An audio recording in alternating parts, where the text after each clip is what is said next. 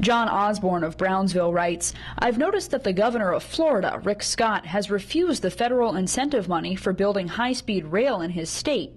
This is a shame for Florida. Have you any plans to add Vermont's voice to the request for the additional rail funding?" The answer is yes, we've done it. And I met with the Secretary of Transportation in Washington, and I'm honored to be the head of the committee for the New England governors that is working to get those dollars that the Tea Party governors are rejecting dedicated to New England. And we want to run high-speed rail from New York to Montreal with a spur to Boston. Premier Charest up in Quebec, in my meetings with him, is really excited about the prospects. The governors of New York, Connecticut, Massachusetts, Rhode Island, New Hampshire, and Vermont are all on board, and we are working very aggressively with Washington to pick up those funds so that we can get our high-speed rail here in northern New England. The Obama administration has been extraordinarily helpful. The Secretary of Transportation extraordinarily helpful. We're coordinating our efforts between the states, and just yesterday, the Department of Transportation at the federal level approved our corridor in New England and has indicated that as long as we have our applications in by April 17, I believe it is, we will qualify for some of that $2.4 billion.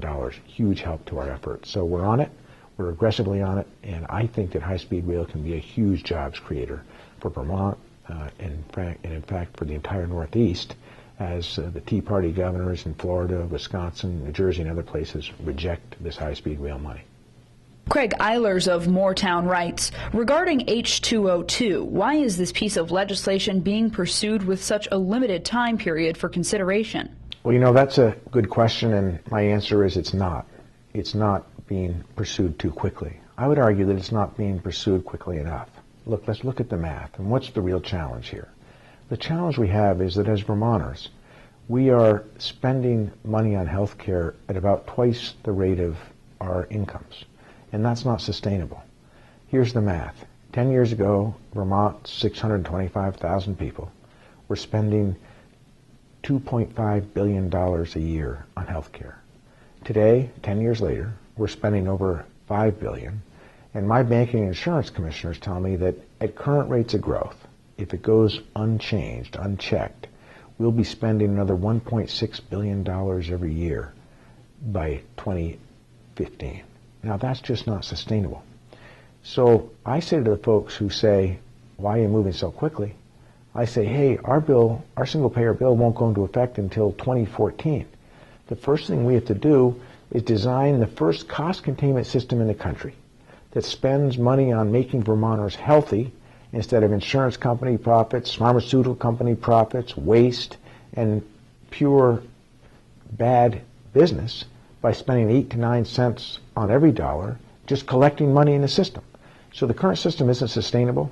It's a terrible burden on business, on job creation, on working Vermonters who are trying to keep up buying, frankly, less and less insurance for more and more money. That's what we're all doing.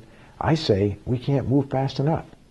We can't move fast enough. If we're the first state that gets cost containment right, that has a healthcare system that is a right and not a privilege, that follows the individual and isn't a requirement of the employer, which I say is a huge jobs creator, and that actually contains cost, uses money in healthcare to make people healthy instead of insurance companies, pharmaceutical companies, and pure waste, I say we all win, and the other 49 states will wish that we were we. So I say we can't move fast enough, and I'll close by saying this.